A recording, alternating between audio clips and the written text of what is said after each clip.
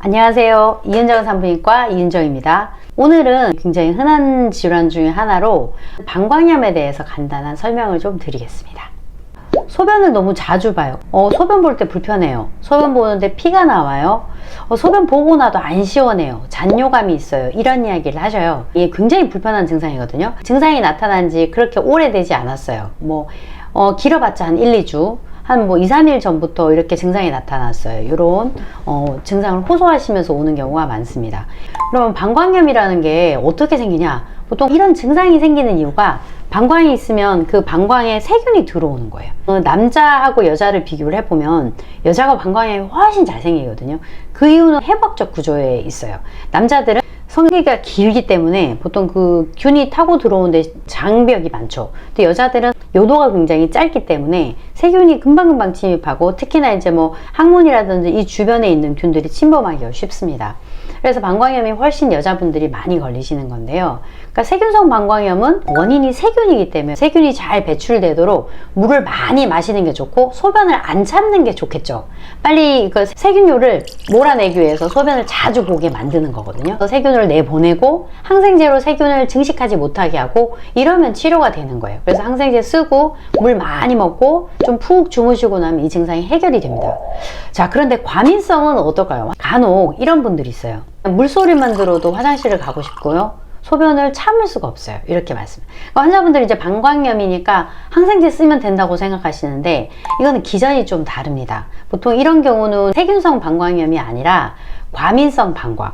정확하게 말씀드리자면 방광염이라고 보기는 어렵고 방광이 과민해진 현상입니다. 방광이 이렇게 있으면 소변을 보는 원리는 실제적으로 소변이 쭉 차오르면 이 정도 차올랐을 때 소변을 마렵게 하는 게 우리 몸에서 프로그래머가 돼 있거든요. 이만큼 차야지 이렇게 그래서 방광이 수축을 하면서 이렇게 짜내는 그런 것들이 우리가 프로그래머화가 돼 있는 겁니다. 그런데 요만큼만 차는데 막 이렇게 방광이 수축해 버리는 거예요. 그러니까 말하자면 방광이 과민하다 그러는 거. 우리가 성격이 과민해요. 비슷한 개념이라고 보시면 됩니다. 과민성 방광 이런 경우는 실제로 세균이 들어가서 불편하게 하는 게 아니죠. 신경적으로 과민해진 거기 때문에 일반적으로 세균성 방광과 치료가 전혀 다릅니다. 환자들이 이게 세균성 방광인지 과민성 방광인지 불편한 증상을 잘 구분하지도 못하는 경우가 있어요. 그래서 소변 검사를 해서 세균이 있는지 없는지를 먼저 확인을 합니다. 그리고 세균이 없고 증상 자체가 어떤 배뇨통이라든지 잔뇨감이라든지 이런 게 없다. 그러면 과민성이겠구나 라고 생각을 하죠. 그러니까 환자분들이 이건 소변을 참아야 될지 말아야 될지 모르겠다 이렇게 말씀하세요. 소변 이만큼 차면 이렇게 움직여 수축을 해야 되는 방광근이 요만큼 차도 수축을 하는 거예요. 그럼 첫 번째 이걸 해결하기 위해서 이렇게 수축을 하지 못하도록 하는 약을 써보는 겁니다. 약을 먹었더니 확실히 화장실 가기 전에도 쌀 것 같다 이런 증상들이 호전된다. 그러면 일단 과민성 방광에 대한 치료가 시작되는 거고요. 또 하나는 원리 자체가 요만큼만 차도 과민해지는 거기 때문에 이 경우는 소변을 참는 게 치료입니다. 세균성 방광은 소변을 참으면 안 되겠죠. 세균을 내보내야 되니까. 그런데 이 경우는 소변을 30분에 한 번 가고 싶은데 1시간을 참아보는 겁니다. 또 1시간이 참아지면 또 2시간을 참아보고 이런 식으로 시간을 늘려가면서 행동치료를 하는 거죠. 쉽게 말하자면 방광이 막 가고 싶은데 이거는 아직 덜 찼는데 안 가도 되는 거라고 생각하고 참아보는 겁니다. 그렇게 하는 것이 행동치료거든요. 그래서 과민성 방광과 세균성 방광은 비슷한 것 같으면서도 전혀 원리도 다르고 치료도 다르다 이렇게 알고 계셔야 돼요. 또 하나 간혹 보면 저는 소변 볼 때 배가 너무 아프고요. 참을 수 없을 정도로 아파요. 이런 분들이 있는데 간혹 피도 나요. 이렇게 이야기하세요. 세균성 방광이겠구나 하고 생각을 했는데 검사를 해보면 균이 하나도 없어요. 그리고 항상 보면 이런 증상이 너무너무 자주 있어요. 이런 경우는 조금 다른데 최근에 이제 간질성 방광이라는 개념이 있어요.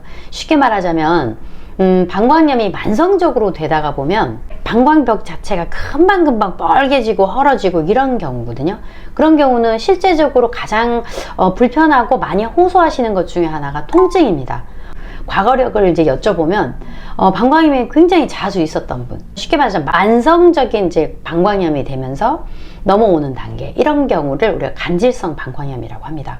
간질성 방광염은 정확한 진단은 우리가 방광 내시경을 해서 들여다보면 일반 방광벽 구조랑 좀 다르게 이렇게 빨갛게 혈관 같은 것들이 이렇게 부어 올라와 있고 이런 특징들이 있는데요. 치료하는 게 조금 더 다양한데요. 그런 약물 치료, 그리고 방광 내벽에 어떤 헐어있는 이런 부분을 직접 방광 안으로 주입하는 약물이라든지 부어 올라 있는 부분을 직접 방광경을 통해서 거기 이렇게 지지는 시술을 한다든지 이렇게 되어 있습니다. 그래서 방광염은 사실은 간단한 질환인 것 같지만 통증이 있을 때는 굉장히 삶의 질을 떨어뜨리거든요.